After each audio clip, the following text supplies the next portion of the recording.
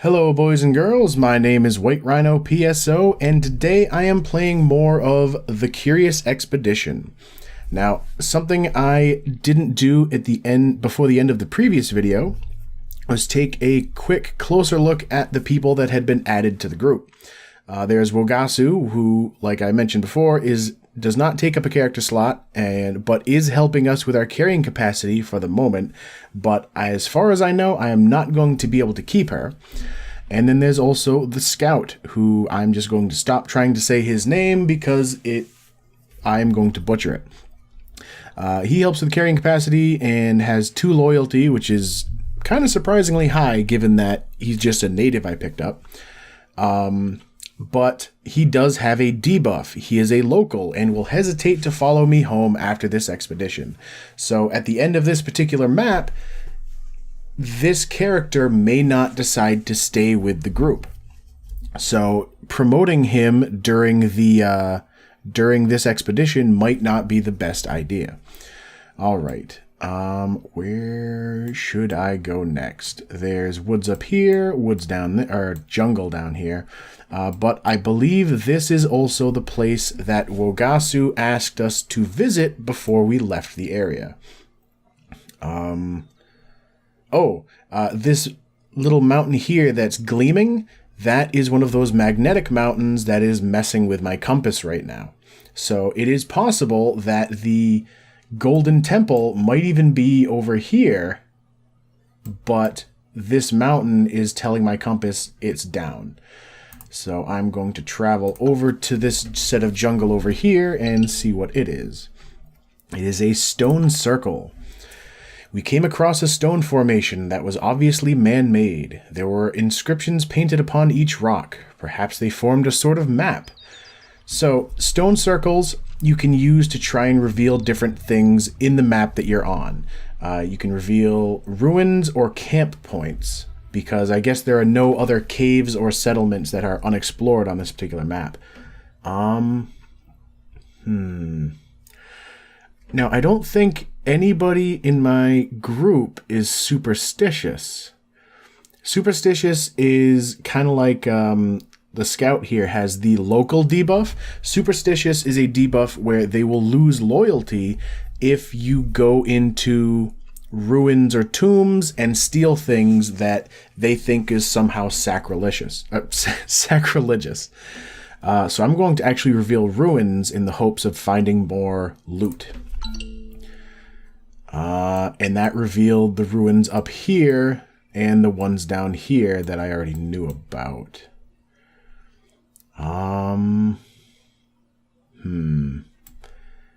I think given that we still have a decent amount of sanity, and because there's not a whole lot more map to go to, yeah, I'll head back and check out these ruins.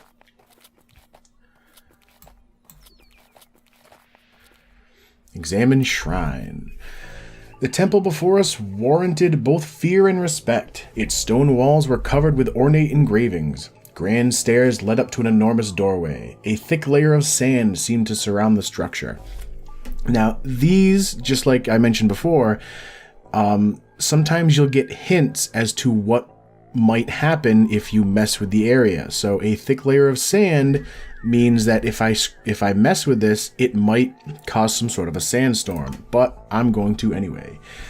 We had found a sacred altar room. If this place had held any riches, I knew we would find them here. I held my breath as we discovered an ancient altar in its center. And in there is a golden beauty, which is good for fame and for funds. At the end of every expedition, all of the different items that aren't just straight gear, you can choose to either give to a museum for more fame or give to an auction in order to get more money to pay for more gear for the next set of the expedition. So this one is 70 fame and 40 funds. Definitely going to grab that and get me some progress toward an achievement. And it's the same for Golden Slocra, a peculiar golden statuette. The letters Slocra are carved on the bottom. A possible indication of some kind of native religious figurine. Alright. And I lost 3 standing. You always lose standing with the natives, as far as I know, for looting things, which brought me all the way back down to 0. What a glorious day. The artifact would sit atop the altar no longer. We took whatever we could and proceeded outside as the whole area behind us began to wither and die. A drastic climate shift ravaged this region, and we were responsible. So, thankfully, the movement around the map is turn-based, and you don't lose a turn by doing anything involving sanity items like food. So now this burst of sand is going to start spreading as we leave the area. I'm going to head here. No. Yes. So yes, as you can see, like that, wow. And it almost, now that's all desert land, which kind of sucks because that village is now stuck in the middle of the desert. And as you can see, now the compass is pointing up and to the left where that magnetic mountain is. So I'm going to eat my chocolate. Actually, I think I'm going to upgrade him. What does he get? Increase sanity gain when resting in villages, or increase sanity with whiskey. I think I'm going to promote him. Your first level of promotion only takes 1 star. And it increases his health. I think sometimes you'll increase the dice, but I'm not sure. But now he gets 15 sanity increased on top of whatever the whiskey would normally give me for a sanity bonus. But instead, I'm going to... not right-click. You get 10 sanity for chocolate, and I'm just going to eat those first. So now I have an extra empty inventory slot.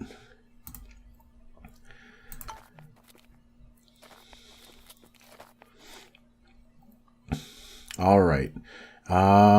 This is an enemy, an elephant. He currently has a 0% chance of getting pissed off and attacking the group.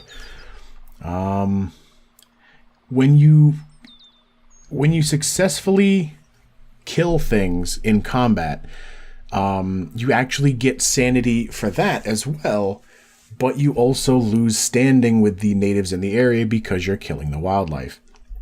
The sanity meter... It doesn't just stop you from exploring, but also it changes what events you're dealing with. If your sanity, like right now, 19 out of 100 sanity, it says to expect mostly bad random events. I guess I'll move that one last square and see what the shrine has to offer.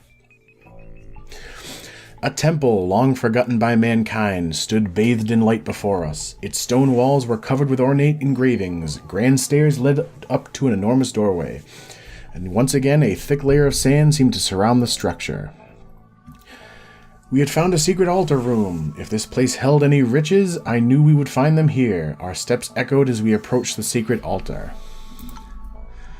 And a golden bowl and a golden head. Once again, I lost more standing, so now I'm at -3. What a glorious day. The treasures were ours for the taking. We took the treasures and proceeded outside as everything once again began to wither and die.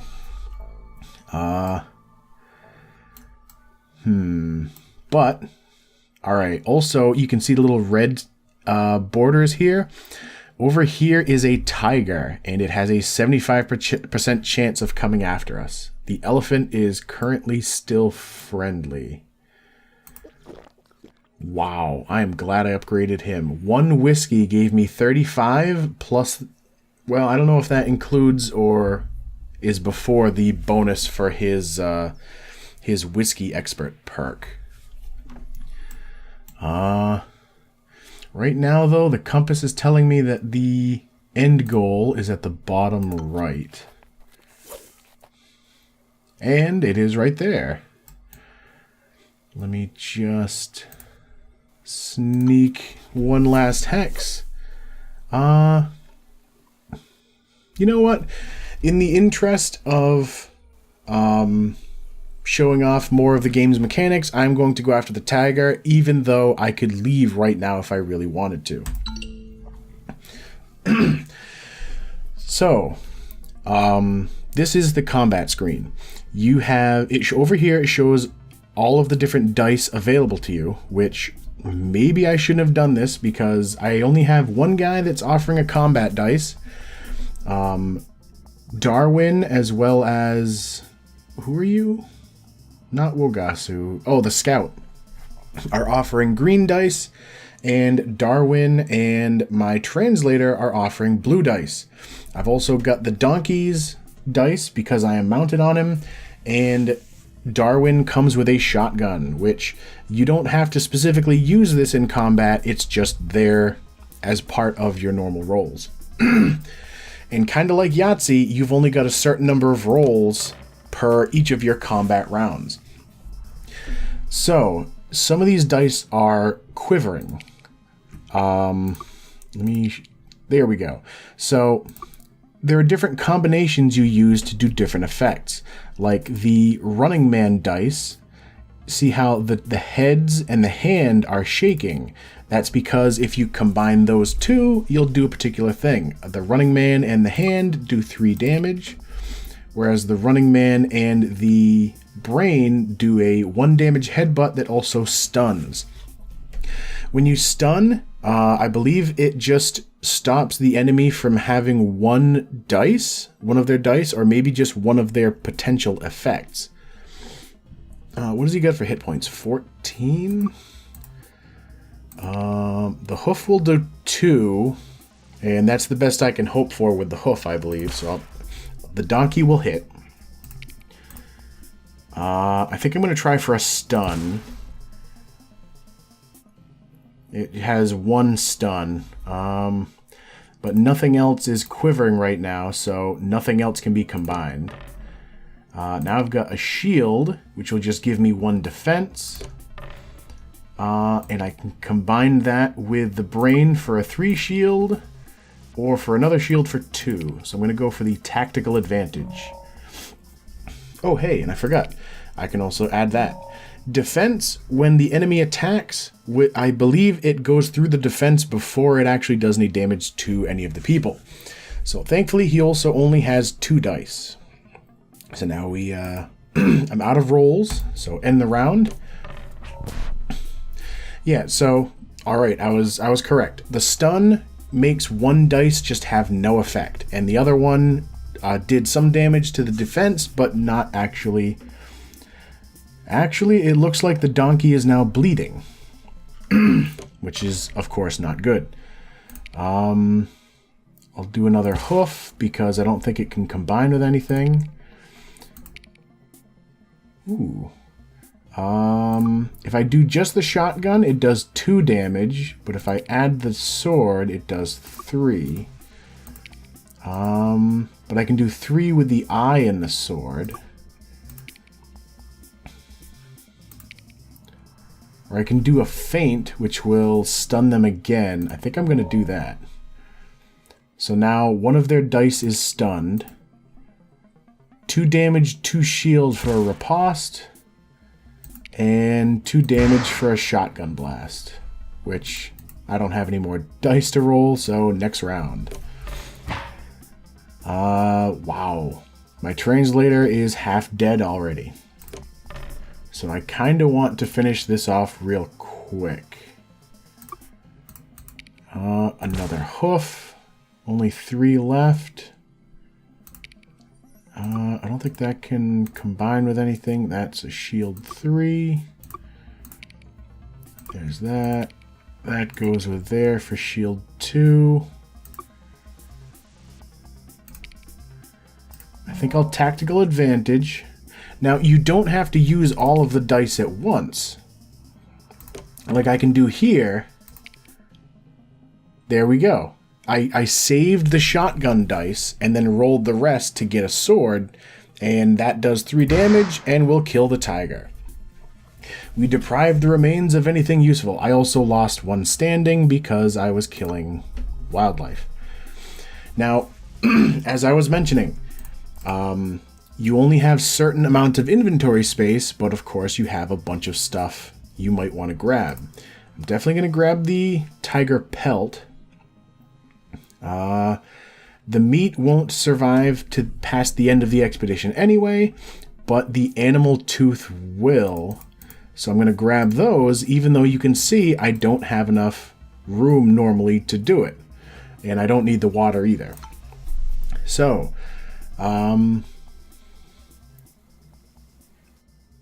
that's weird. It doesn't really mention it anyways. But anyway, so let's see. The translator is injured. Even though this will heal by time, an injury can become infected and turn into a serious problem. And also the donkey is injured. But we are at the pyramid anyway. The pyramid of gold was our goal, but for the claiming. Pluck will do it every time. After such an endeavor, euphoria overcame me. I knew that this name Charles Darwin would not be forgotten. I congratulated the scout, but instead of joy I saw regret. He feared what derogatory treatment would face them in my world. And so, I can roll a dice to see if I can convince him to come with us. Survey says yes. All my stories about the convenience of the civilized world had an effect on Lekay, and he agreed to come back with me for fame and glory. Success. So, I get the fame bonus for finding the pyramid, the fame bonus for this being the first time I've gone to this kind of map, a speed bonus because I was the first of all 5 people competing in order to make it to the pyramid, and so I have a base fame of 360. You can also click to see the map, and it will show, basically it'll just show you the path you took, as well as how many days it took, how many different legs worth of journey, average travel distance, and how long it took me to actually do it. As you can see, it's kind of a mess over here because I got so far and then went, hey, let's go to the ruins that I noticed. And at the end of every expedition, you are given the choice of 3 different perks, or there are some characters that have a choice of 5 instead of 3. The ones I'm getting this time I can choose from are anthropology, where anthropological studies of indigenous cultures can be created for additional fame. I'm not really sure how that works because I've never tried it. Adept, where I receive an additional support die, which I think the game might consider the blue to be the support die, or Eagle Eye, that increases viewing distance by 40%.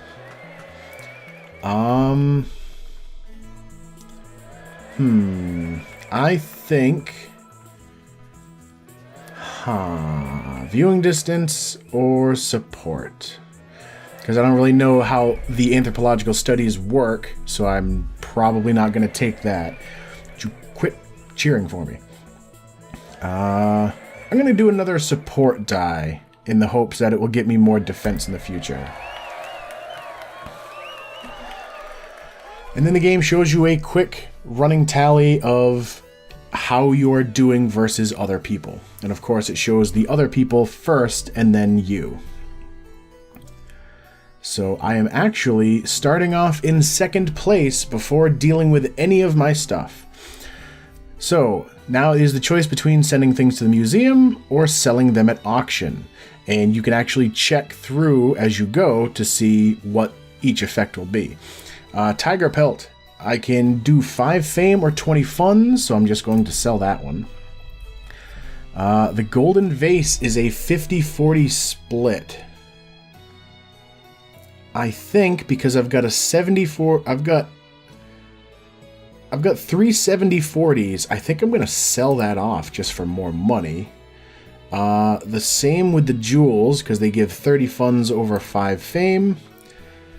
And the Golden Bowl, the Golden Beauty, and the Golden Slocra are going to the museum just to give me a substantial lead. I think I'm going to sell off the Golden Head and all 3 teeth. So now I've got $175, 570 total fame, and I've made it through 1 of 6 expeditions.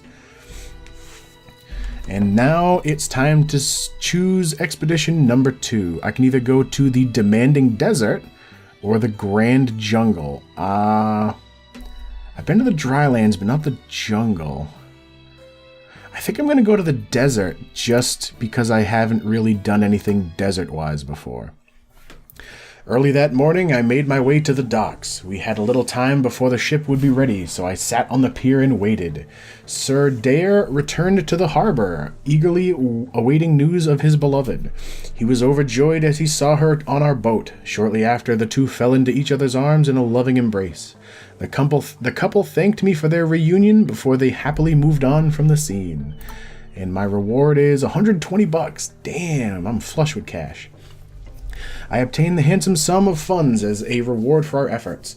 A military chap approached me and spoke of a deserter who had gone rogue with the natives. I would be suitably rewarded if I could bring him back to civilization. I'll give it a shot. Find Conrad the deserter. The soldier complimented our honor as I accepted his request. He saluted me and wished us luck before leaving the harbor.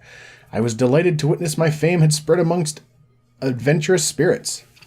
I was approached by several capable persons that were eager for adventure. Who did I want to recruit?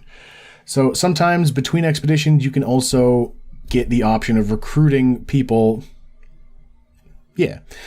So there is Theophilus Winters Pedlar, who is combat-oriented, and when he eats coca leaves, he gets more sanity, kind of like the Scottish guy in the whiskey. But he is paranoid, so he distrusts pretty much everybody. Jean-Pierre Campney, the artist, who increases the quality and value of created paintings, which I've never done as well. Or Nathaniel Richard Whittington, who is coca leaves, but he is racist, so he's prejudiced against and shows aggressive behavior towards members of another race or cultural heritage. I think I'm going to skip all three of them. My heart jumped with joy as I heard that our vessel was primed to set sail. Gonna quickly purchase some equipment, which, good lord, there's quite a bit. The extra bullets give you more dice for combat, so I think I'm gonna grab some of them. Another torch, because I used one. Some med kits, just because I'm assuming there will be combat. Telescope. Extra map point chance. Get my machetes back.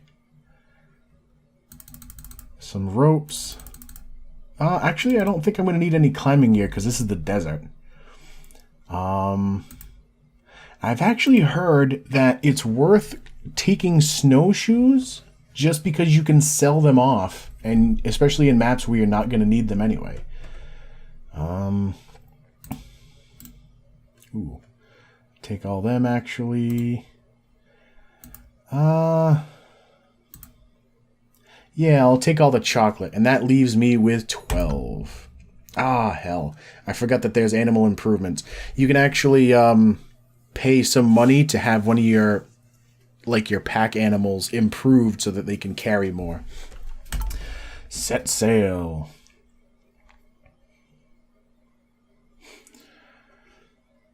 All right, and as my boat slowly moves into where it's going to land in this expedition... Oh, wait, there's a bit of a story first. Another sea shanty, and one might jump overboard, but thankfully we arrived at our expedition area. We had arrived, and it was time to sally forth. Definitely refilling my water. Careful preparation would be critical to our trek. However, if the society statue was to be mine, we needed to strike out in haste. Let us begin. I am overburdened, though, so what I'm going to do is dismount, and now, if you mount, you have less carrying capacity for whatever animal you are sitting on. So, now I am within capacity again. But anyway, I am actually pretty far overdue for stopping this video because I didn't want to stop in the middle of any of that amazing dialogue and such. So, as always, thank you for watching, and I will see you next time.